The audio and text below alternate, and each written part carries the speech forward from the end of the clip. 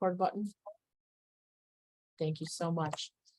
So hello, everyone, and thank you for joining us, noon Eastern, for those of you who are eating lunch. My name is Karen Stahlberg, and I am the director of the HILS online program and also faculty in the departments of Learning and Health Sciences and Obstetrics and Gynecology. I'm going to introduce first my partner in crime, Angie Sullivan. Angie.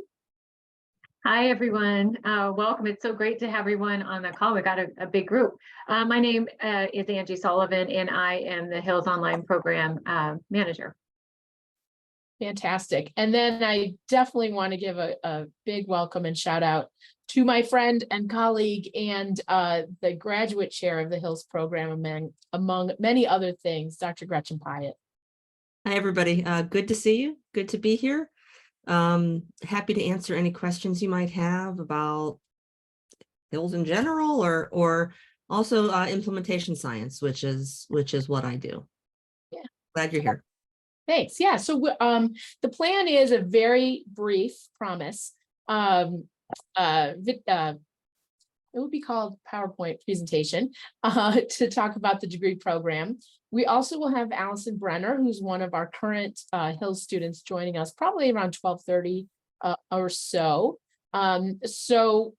Without further ado, why don't we just go ahead and get started? So I'm going to share my screen, which means that I can't actually see you all, so I apologize in advance, but Angie is monitoring things. So if there is any question or clarification, just pop in, okay?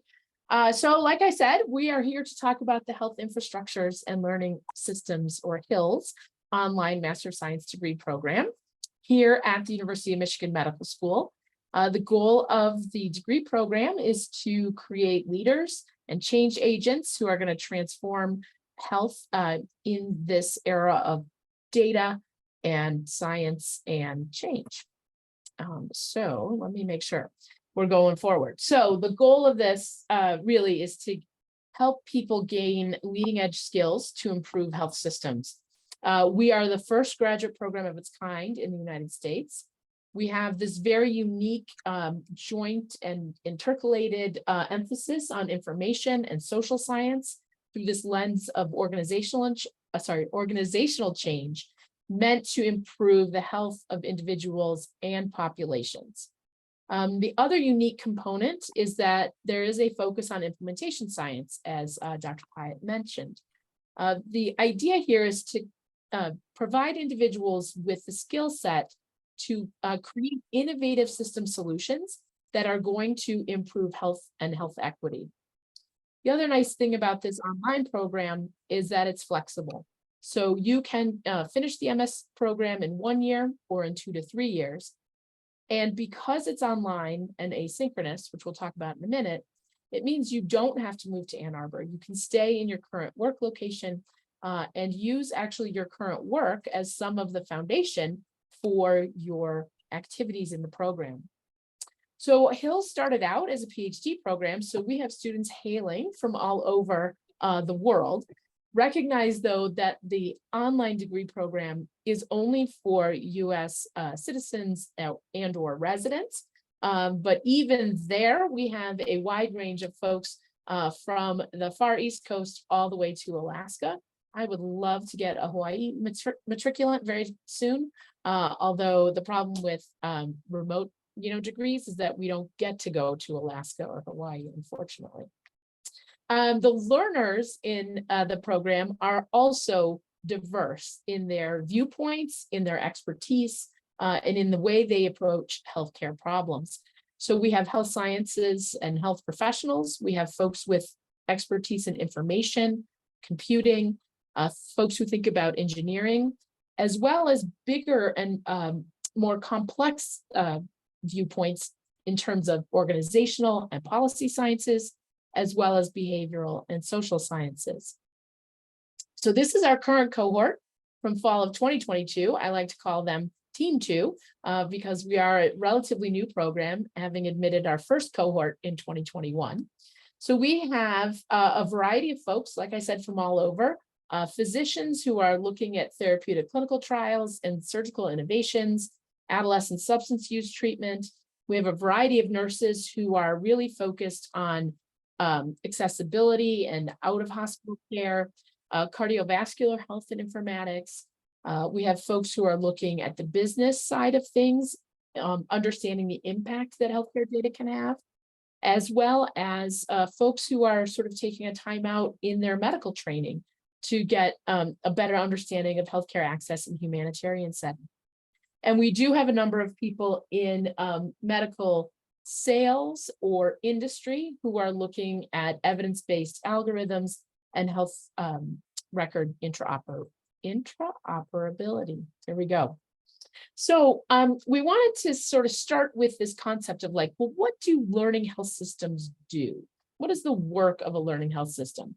And we like to frame that in this learning cycle where a group or community comes together around a health problem of interest and using a variety of infrastructures and methods and interventions tries to improve that health problem of interest. So you'll see at the bottom of the loop that we think about performance to data. We think about taking that data and understanding it and creating new knowledge. And once that new knowledge or evidence has been created, then we say, okay, how are we going to convert that into action? And so how are we going to take that knowledge and improve performance and then reevaluate the whole thing and continue the loop? Because the goal is to learn from doing and do while learning, if that makes sense.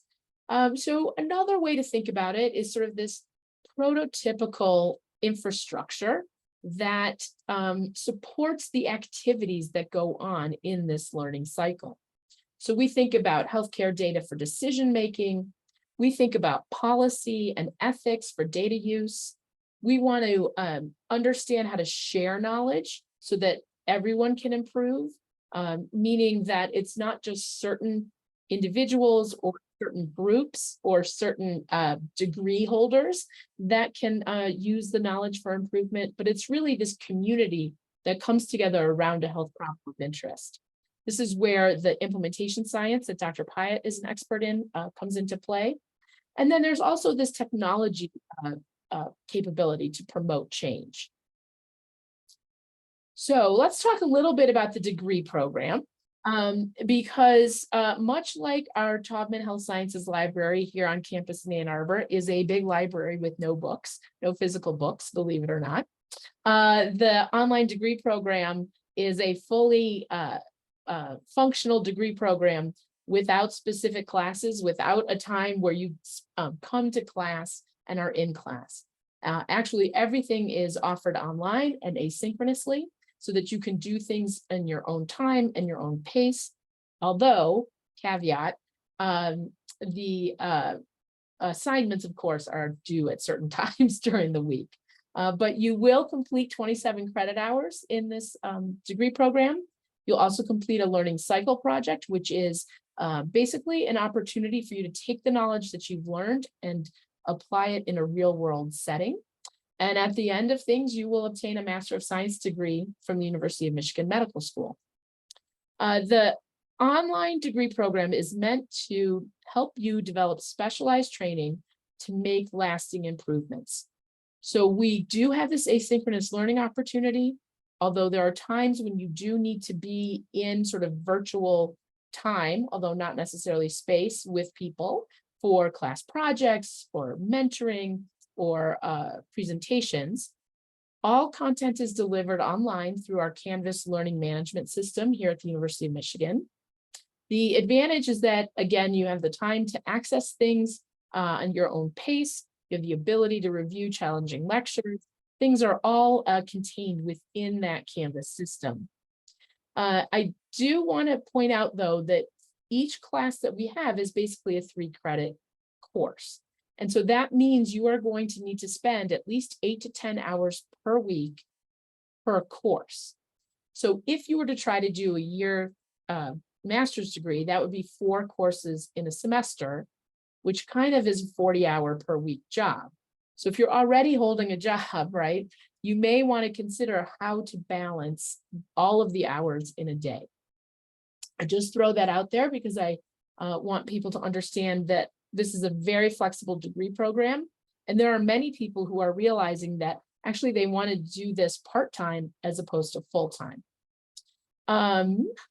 So the other thing to think about is, well, what's our content? And so we wanted to offer you an opportunity to just take a look and see what kind of things you would learn about or learn how to do, or methods that you will come away with to be able to explore and engage in data.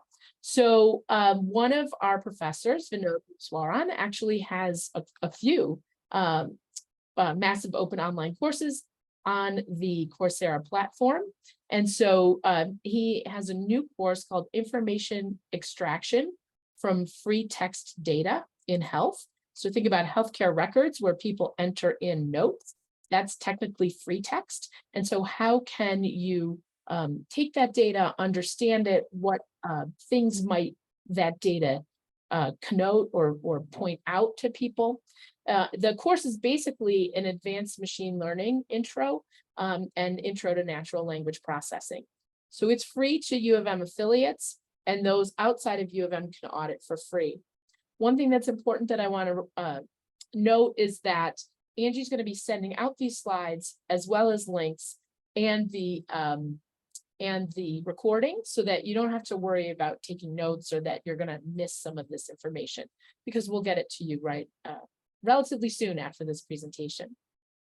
So this is what the landing page basically of every one of the courses looks like in the HILS Online degree program. Like I said, it's built in the Canvas structure. So assignments are going to vary. You can have course videos, recorded lectures, video overviews, reading assignments, class discussion, quizzes, papers, essays, you name it, it's in there. And of course, grading will vary by course and content. The other component of the degree program is this learning cycle project capstone, if you will. And basically that is an applied project that goes around this learning health loop. So in the fall term, before you graduate, you'll have ongoing meetings with your advisor to think about, well, what's my project going to be? In winter term, you'll think about refining the project, preparing for the project that will occur in the spring, summer sort of semester before you graduate. And everyone doing a learning cycle project will also be enrolled in Learning Health System 622 capstone course that I actually happen to teach. So you can't get away from me during the program. And like I said, students will execute projects and reflect on their experiences. And that's a way to apply the knowledge that you've learned in the degree program before you take it out into the real world. So this is an example of one of our learning cycle projects from now, Dr. Rama Mwenyesi, who is going to be a new faculty member, who actually is a PhD graduate from the program. Rama worked in the operating room looking at sort of quality and safety. And he was very curious as to why the final counts in the operating room often went undocumented. And so the question becomes, well, why do we care if you document your final counts or you don't? Well, we have to count things before and after so that we know that there was nothing left behind, or retained surgical instruments, or ISI is what you see there. And so what Rama was trying to understand was, why do people not document their final counts? When we have actual numbers of cases, the number of counts should match, and they weren't. And so it was a data quality issue. And so what he did was try to understand by asking the individuals who are in that environment, why were you not able to report? Well, as you can guess, time pressures, lack of feedback, people don't understand the policy, the reporting tool itself may not be conducive to easy reporting. And so if you've got a problem with reporting, that's an opportunity for errors to occur. Because if you don't know that your counts were correct at the end of the procedure, then moving forward, you actually may have a retained surgical instrument. And so the goal here was to understand that environment and then figure out ways to fix it. So Catherine Irwin, this is a quote from her. She graduated in 2020 with a HILS degree. And she really emphasizes the fact that for her, she was focused on data in her learning cycle project, and that it really provided a practical framework that was applicable across a variety of domains, whether that's clinical or community topics or data itself. This is a stolen image. Thank you, Dr. Pyatt. It does live on our website though. But what I wanted to do was sort of show you the HILS curriculum and a learning cycle and sort of how those come together. I affectionately refer to this image as the Hydra, but what it shows is that we've got all of the courses that live around the learning cycle, again, to give you a diverse and broad base of skills so that you can go forward and make change with other experts in your environment. Whether that's using healthcare data for decision-making, thinking about policy and ethical uses of data, thinking about how to share knowledge for improvement, talking about technology promoted change. Again, all the courses in this degree program are around that learning loop. So the courses that we teach focus around health infrastructures and policy, implementation science, data science, and there are some research methods. This picture is of Dr. Chuck Friedman, who actually is the chair of the department and sort of the world expert in learning health sciences, who teaches one of our courses in the degree program. So if you were to do a one-year plan, that would actually be 3 semesters. So the University of Michigan is 3 to 4 semester kind of deal. Our fall semester begins the end of August and goes to about mid-December. Winter begins the beginning of January and will go to about mid-April or so. And spring summer is sort of April to mid-August. But you can see that each of those courses will be 3 credits each, with the opportunity to do an elective in that winter term, and then the plan for your learning cycle project in spring, summer. If you wanted to space that out to 2-year plans, that can be done as well. The courses are actually built so that they don't necessarily act as prerequisites for one another, but they do follow a pattern. And so depending on what people are interested in, what your own expertise is when you come into the program, we can adjust when you take courses. The thing to recognize though, is that because these courses are taught by like actual living human beings in the department, they're only offered in certain terms. So if someone were to spread out to 2 years, you would do your capstone project at the end of your time with us. Dr. Grace Hone actually completed her Doctor of Pharmacy and then graduated with HILS Online degree because she's very interested in data and pharmacogenomics and recognized that the combination of learning health sciences and data and pharmacy is sort of the wave of the future. And so when she first applied, I was like, wait a minute, you have a PharmD, what do you want to do? And but it was really great to have her in the program because she saw the forward future nature of things. The other thing that we do in the program is we have on-campus institutes. This is not meant to be sort of a degree diploma mill kind of place. The degree really is meant to bring people into the HILS community, to connect you with PhD learners, connect you with the faculty who are teaching you. And so we have these institutes that are meant to reinforce and apply the current coursework that you're doing. When we have an institute, you're on campus about 2 to 3 days. We have active learning sessions, skill development, dedicated one-on-one mentoring, and lots of socialization. We generally have those institutes right at the beginning of the semester in August. We have an upcoming institute in February and then one in June.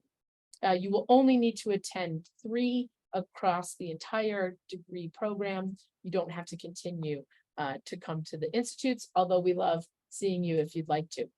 So the goal of this degree program, like I said, is to really create these leaders and change agents who can improve and transform health, thinking about moving into quality and safety positions, people who are experts in informatics and data analysis, and really become these improvement and implementation leaders. In terms of careers, I think right now the sky's the limit, because all of these systems are coming into play, these learning health systems. People talk about health system science, if you will. People are using AI and machine learning to make clinical decisions. You can call it a million things, but really it's data-based decision-making to improve health. And so all of these new entities are going to need a workforce, and they're going to need people with expertise who are innovators and improvers and understand informatics data, as well as implementation. So how do you make change? How do you sustain change? And what are the policy and ethical implications of doing that? So we have a variety of graduates now. I will say that you should be aware, because there are some people who stay on and get a PhD with us. But we have folks all over working as data architects. We have a few individuals who opened up their own management consulting business. We have research coordinators, data analysts, lecturers, you name it. I think we're going to see more and more people in a variety of places and spaces. This is where I turn things over to Angie. So I'm going to mute and hide my face for just a minute, but hopefully you'll have some questions for us later on. Angie? Yes, thank you, Dr. Stahlberg. So I am going to cover a few of the student services side of things. So to begin with advising. So students are paired with a faculty advisor who will have live office hours. Typically, those will be via Zoom, or you can contact them via email. And I did want to note that you're going to be taught by and mentored by the same faculty who teach in the residential program. So for example, pictured here is Dr. Rachel Richardson at our HILS Online orientation session last year. And she's a professor in our department and conducts research on the quality and usability of data from electronic health records. And here she's advising a HILS Online learner who has an interest in learning health systems to improve patient outcomes. So you'll have easy access to me as a program manager through email, individual meetings, Slack, the HILS Online community page, and Canvas. So there's a variety of ways to get in contact with me and Dr. Stahlberg. And the one thing I did want to point out is that even though this is an online program, you will be supported by real people such as myself, Dr. Stahlberg, and other faculty, as we truly want to give you the full learning experience as a Michigan student. So being in a student in our online program, you'll have access to an abundant variety of student support services, such as the Rackham Graduate School, which has student communities such as students with children, students with disabilities, LGBTQ plus students, health and well-being resources. And then in the medical school, there is the Office of Graduate and Postdoctoral Studies. It overlaps somewhat with what Rackham offers for resources such as health and wellness, diversity, equity, inclusion resources. And then you'll have access to other university resources such as counseling and psychological services, Taubman Health Sciences Library, in addition to all other libraries on campus. And listed here, these are just a few of those resources. So as I mentioned, there's an abundant variety of student support services for our online students. Then tuition information is based on the 2022-2023 academic year. So please note that the tuition and fees often change each year. So again, these are based on this year. Typically, a student is going to take between 6 to 12 credits, 6 credits being part-time, and 9 credits or more is considered full-time. So for example, if you are a part-time Michigan resident, tuition is $8,567. And if you're a non-resident taking 6 credits, which is part-time, it's $17,333. For full-time, 9 credits or more, tuition is $12,758 for a Michigan resident, and then it's $25,907 for a non-resident. And there are mandatory fees assessed each term, as you'll see here, such as registration fee, central government fee, for a total of about $166. So then we wanted to break it down for you even further. So if you were to complete the program in 1 year, this is what it would look like. So as a Michigan resident, that first fall semester is $12,758. Winter term, it's 12,758, and then that spring summer term, it's 4,376. That's going to give you an estimated total of around $29,892. And then as a non-Michigan resident, that first fall semester is 25,907. Same for this winter term, 25,907. And then that spring summer term is $8,759. And this is going to give you an estimated total of around $60,573. So again, this is based on 2022-2023 data, and it is subject to change for next year. And then some additional expenses technology needs to consider, study materials such as books, notebooks, things along those lines. And I did want to note that many of our textbooks are available for free online or via the Michigan Library. High-speed internet service is highly recommended, computer equipment and software. And what's recommended university-wide is a webcam, a RAM of 4 gigabytes, microphone, headphones, compatible browser. And then additional expenses will be for travel expenses, like Dr. Stahlberg mentioned, because students will be required to attend the in-person institute sessions 3 times throughout their time in the program. Our application requirements are a bachelor's degree with 1 statistics class, personal and academic statement of purpose, and I'll go into those in more detail in a few minutes. Resume or CV, transcripts, 3 letters of recommendation. And for these letters, you'll want to choose people who know you well and those that can provide an evaluation of your ability to perform and succeed at a graduate level. And often that might include a manager, a supervisor from your school or work. And if possible, include at least 1 letter from a past or current professor, advisor, or someone who has supervised you in a job or internship. And wanted to note that the GRE is no longer required for admission. And now I'll review some tips for your statements, starting with the academic statement. And this is where you'll want to discuss your primary research of interest. You'll want to reach out to potential advisors, 2 to 3 HILS faculty, to introduce yourself and discuss the potential fit to our program. And faculty are aware that interested applicants reach out to them, so don't feel strange sending them a cold email introducing yourself. And you'll want to do this before completing your academic statement of purpose. And you can read about each of our faculty on our website and choose those that perhaps are doing research or teach in an area of interest to you. In the academic statement, you'll want to explain why you identified the potential advisors you did and interactions you had with them. In addition, you'll want to describe your understanding of learning health systems and what interests you about them. And if applicable, describe any prior research experiences, courses, or projects that have prepared you for graduate study. And all this is covered in the actual application, so you don't need to remember it right now. And then for your personal statement, this is different than your academic. And this is where you'll get the opportunity to explain how your background and life experiences, other opportunities or challenges motivated your decision to pursue a graduate degree at the University of Michigan. And I wanted to note that if you're a current Rackham student, you completed the personal statement when you applied to Rackham, so you won't be required to write another one.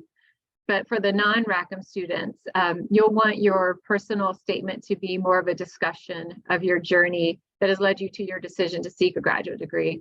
And you want to make sure that you don't repeat your academic statement of purpose here. And then we have some resources on learning health systems that can help with your application that I will send to you in an email after this session. So to begin with, we have a couple of journal articles. The first one, Development of Learning Health Systems Research Core Competencies, which discusses how the core competencies for learning health systems were developed. Next is a journal article written by the chair of our department, Dr. Chuck Friedman, who you saw earlier in the slide, and Josh Rubin, who is a program officer in our department. Weaving together a healthcare improvement tapestry, learning health system brings together health IT data stakeholders to share knowledge and improve health. So be sure to check that one out. And then in addition, a website linked to the Learning Health Systems Open Access Journal. And this is an open access journal that is freely available to read and download. And last is the Agency for Healthcare Research and Quality Learning Health Systems website. And this is an agency that funds LHS researchers, and you can go here to learn about different types of research that's funded by the agency. So again, I'll be sending you all these resources. And then some application tips. Please be sure to proofread your statement carefully. Ask a friend, a colleague, or a mentor to review it, paying special attention to typographical errors, grammar, punctuation, clarity, and then submit all your materials in a timely manner to prevent the delay in reviewing your application. And since we are a Rackham graduate program, you'll apply through the Rackham Graduate School website. You will complete their online application found on their website, and you can find a link on our website as well. And on the site, you can upload all materials in addition to sending them directly to us at any point if needed. We have 2 deadlines. First is February 1st, which is coming up here really quickly. And applicants who apply by this deadline are eligible for priority scholarships. The scholarships are merit-based and candidates are reviewed holistically by the admissions committee. So you want to get those applications in early. And then that final deadline is June 1st. And there are fees to apply, $10 if you're a Rackham graduate student, $75 for non-Rackham applicants. And we do have fee waivers available. So reach out to me if you're interested in obtaining a fee waiver. In our application timeline, we aim to notify applicants 6 to 8 weeks after the receipt of the application. So again, get those applications into us early. And for transfer credit, at this time, we're not allowing credits to be transferred. However, if you have taken a course that is equivalent to a required course for the program, we may be able to review options for substitute electives or other course options. And this is our contact information along with our website. You can find a lot of information on the website. And in addition, feel free to reach out to Dr. Stahlberg or myself at any time with questions. So at this time, we'd like to thank you for your attention and open it up for questions. Thanks, Angie. So I noticed that there are some questions in the chat about tuition reimbursement through Michigan Medicine. I want to make sure that those of you who are associated with Michigan Medicine know that we're actually going to be doing a special sort of webinar for folks within Michigan Medicine later this month. We can get that information to you.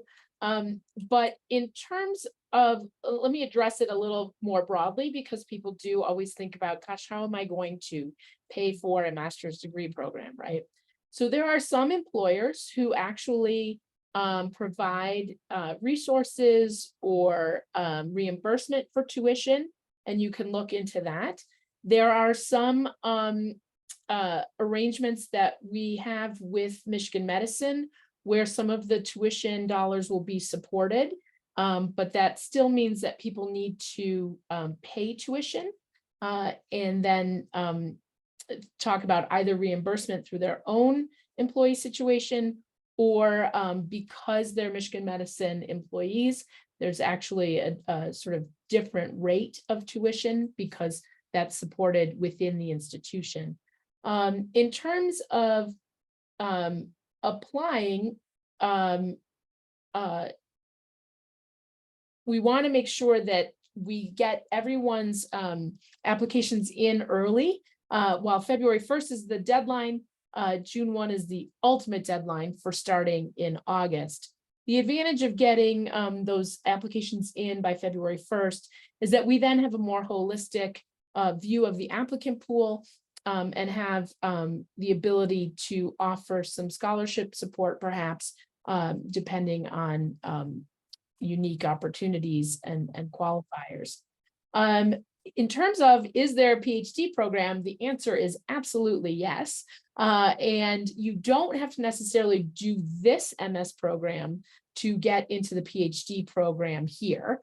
I'm going to let Dr. Pyatt answer that question in a little more detail, actually, because she is the grad chair for the PhD program and HILS writ large. Yeah, so that's correct. So you don't have to get a HILS MS before applying for a HILS PhD. so the timeline for the HILS PhD, we go on a December 1st deadline. So we are in the process of reviewing applications right now for the fall of 23 for PhD applicants.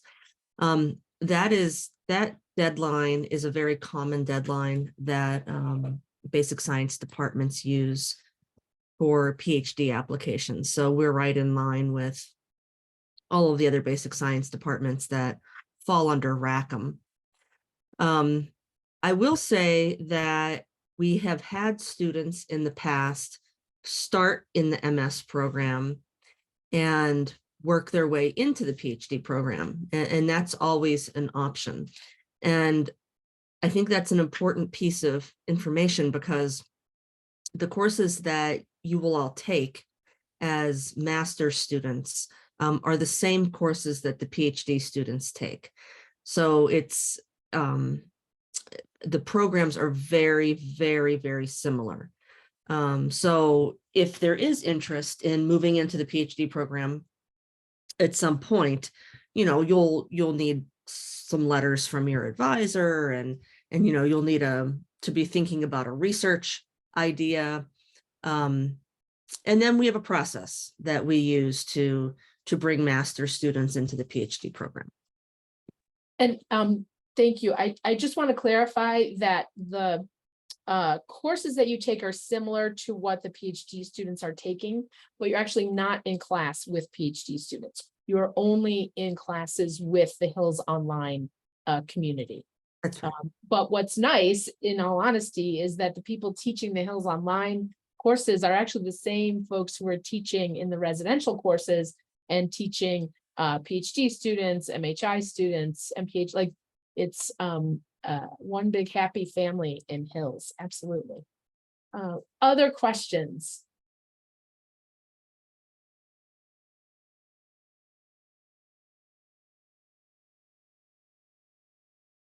You can feel free to put them in the chat. You should feel free to reach out via email afterwards. You can ask questions about the degree itself. You can ask, what does it mean to get a degree in this program? And then right on cue, I'm so happy to see Allison Brenner joining us. Hi, Allison. Allison is one of our master's students in the HILS program. And I'm not sure if you're able, there you are. Hey, friend. I'm here. How are you? Good, good. How are you doing? Good, it's good to see you. Yeah, nice to see you too. Hey, what are you doing this week in the HILS program? What's going on for you? Program. Well, I have 2 courses that I'm in this semester. I'm in a quality improvement course and an ethics and policy course. So this week, the readings have been a little bit lighter this week, but I have 2 assignments. I have a paper due for the ethics and policy course. We are selecting a health IT based policy and kind of analyzing that from an ethical and policy standpoint, using some tools that were provided to us. And then in the QI class, we are working on this week. There will be a long-term project that's going on throughout the course of the class. And this week we are working on problem scoping and analysis. Awesome. So, yeah. And what else are you doing in your real life? Well, I leave tomorrow to go to Albuquerque. I live in Michigan, but I leave tomorrow to go to Albuquerque. I have a couple meetings there. So, and I just got out of a meeting with another health system. And what else do I have going on this week? It was a short week because we had yesterday off. But Can you tell folks what you do when you're not doing HILS? Yeah, sure. So folks can have a sense of things. No, that's okay. You and I know, but I don't think everybody else knows. So I work for Pfizer, the pharmaceutical company, in our division of outcomes and analytics. My background is as a pharmacist with experience in clinical informatics. And so I work with healthcare systems across the country, and I work with a team of people, and I am called in on projects that do have a significant IT or informatics component to it. And we generally describe the work we do as somewhat related to quality improvement. We kind of help with some of that project management and with some of that project execution, and help health systems get organized and get themselves on track to be able to look at their own data from their own institutions, and then determine if they want to do something to improve the quality of care in that area. And then if so, how would they like to do that, and how can we help support them in that? Yeah, I love that you're going to Albuquerque, A, because it's really a cool town. And B, you're still working and doing all your work things, and you're also gonna, do your stuff for HILS. And that's just a great example of having things be online and asynchronous. And Yes, I mean, and starting February 8th, I believe, 8th or 9th, Delta will now have free Wi-Fi on the planes, which will make all of that so much easier. there you go. Awesome. Good thing that we are a health infrastructures and learning systems course and not an anatomy course. You can't stream those lectures in public. Awesome. Well, thank you, Allison, for taking time to be here. Please, anybody who's got questions, unmute, ask a question. We've got 2 experts in the room for you, one as a current student and one as kind of the world's expert in implementation science. She won't tell you, but directs the diabetes center. She's like a normal person and does all these cool things.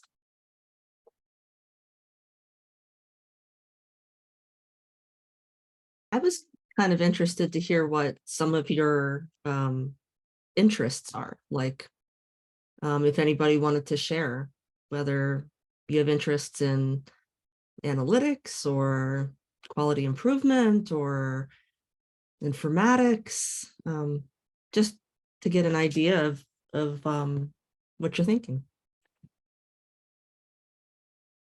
Yeah, and you can just pop that in the chat, really. There was a question in the chat there about whether the program can be restructured for longer than 24 months. Yeah. Oh, thanks. The answer is yes. We run into a few challenges, which is going to be when things are offered.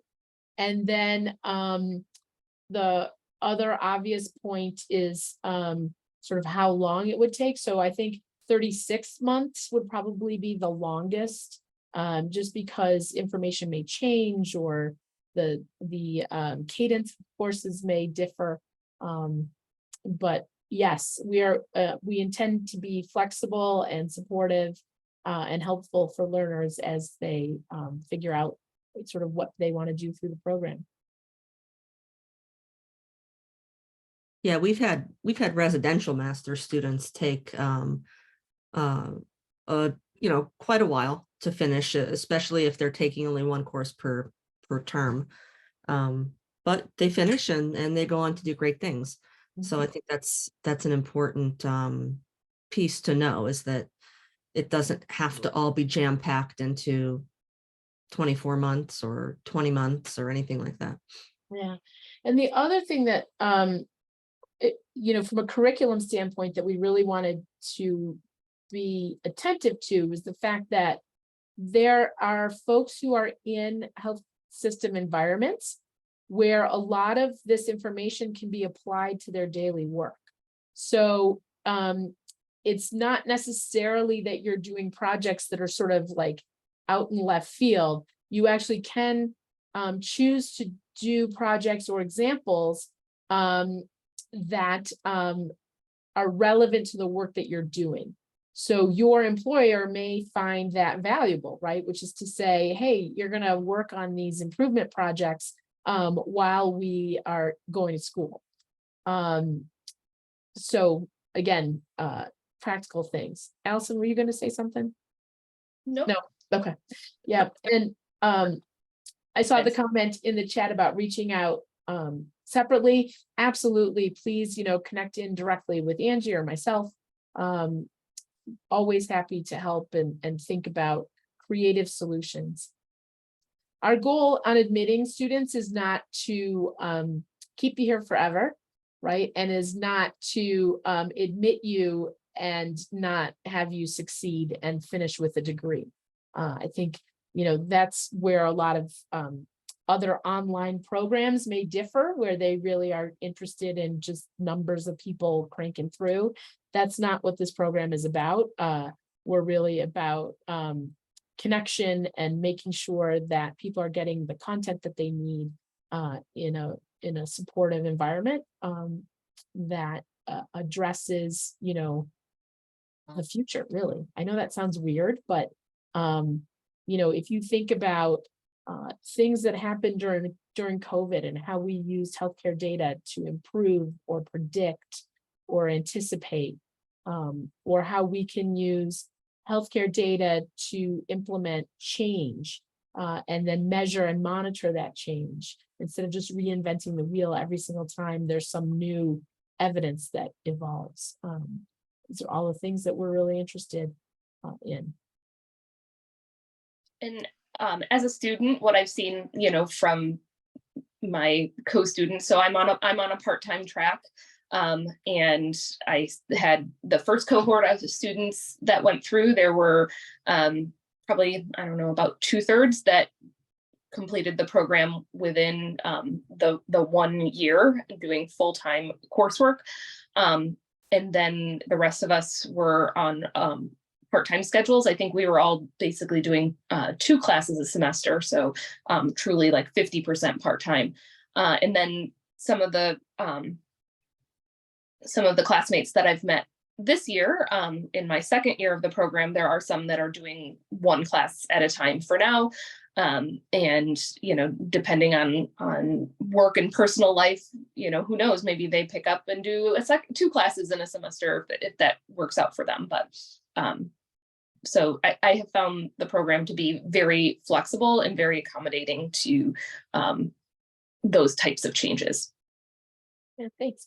Jenna, I think you might have a question for us. Yeah, I figured I'd show my face. I'm currently a ICU pharmacist out in Seattle and am in an interim supervisor role, but I'm looking for a little bit more training in different like quality improvement, small incremental change things for my institution or other institutions moving forward.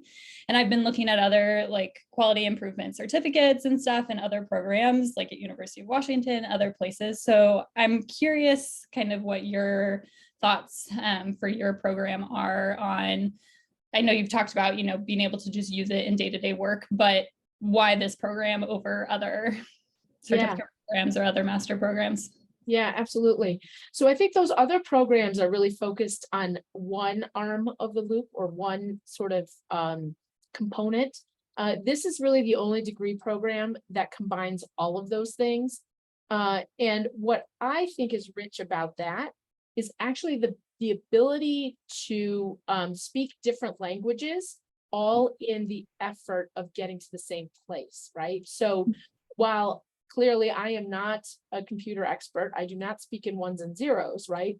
But because of my association with the HILS program, I do have an understanding of what tools are being used to help with predictive modeling.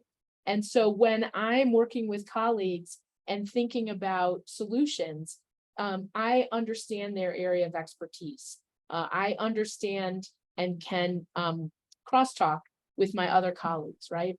The other unique piece here is this implementation piece, which is, and again, I'm going to let Dr. Pyatt talk about implementation science because I would be remiss if I didn't let her do that. But you can get an informatics degree, you can get a public health degree, you can get, sort of ethics and policy and a JD, right? But this degree brings it all together around health problems of interest. Gretchen? Yeah. Yeah, and Jenna, I think that's a great question because that's a question that we get all the time.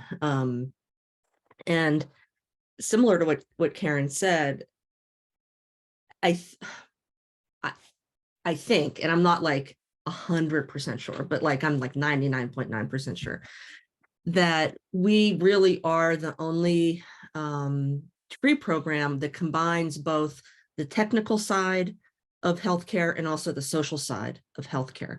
And I think it's really interesting because when I teach, so I teach the implementation science class, and sometimes, so a long time ago, when we didn't even have an online degree program, we would residentially, teach the class and have people from a variety of different places on campus come and take the class.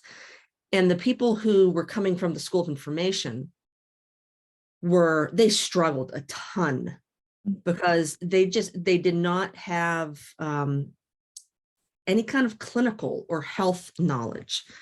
And it sort of, so it took them a while to get on board. But I think that it demonstrates that in order to solve these issues, and if we want to call them health problems of interest or whatever, in order to solve these issues that are native to health systems, you do need an understanding of both the technical and the social side. Because at the end of the day, what we see is that it really comes down to behavior and other people's behavior, whether that's the behavior of an IT department in getting BPAs into an EHR, best practice alerts, I'm sorry. Yeah. Or whether that's, working with the nursing team on changing the culture in the OR. So it takes the whole cycle, so to speak.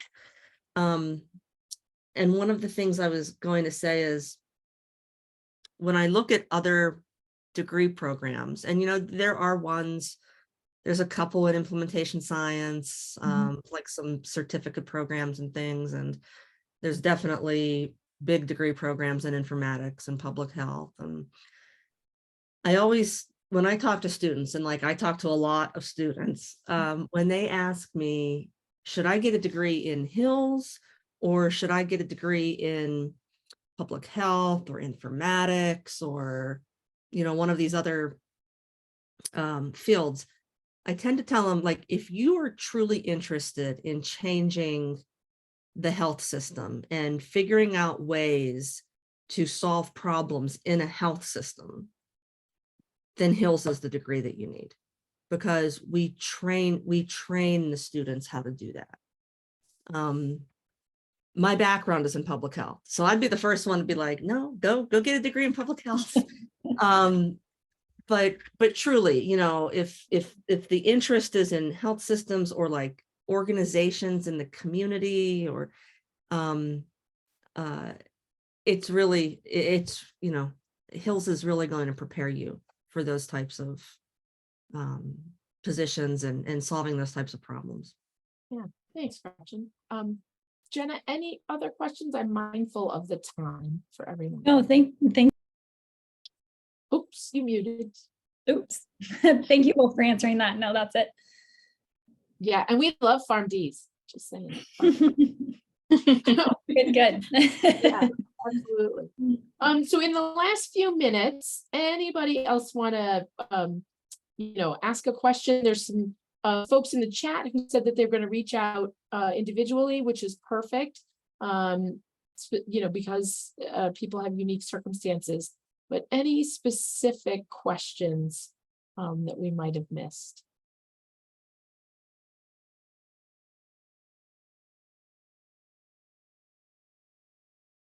This is where my training as an educator gets annoying, because I will pause. But Beth, yeah, thank you. I'm glad that you found this a valuable use of your time. And again, thank you for your interest. We look forward to hearing more from you. Absolutely.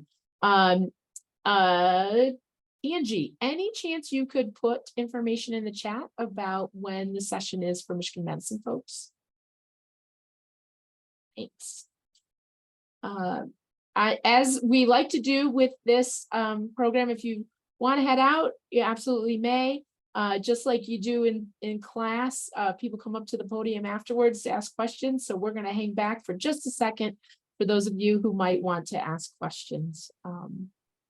But if you want to pop out to the next thing on your list, please feel free to do that.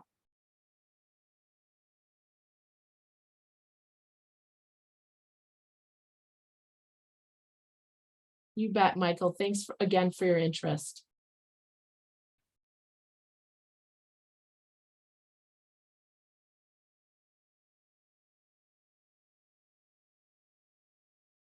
Thanks, Ernest.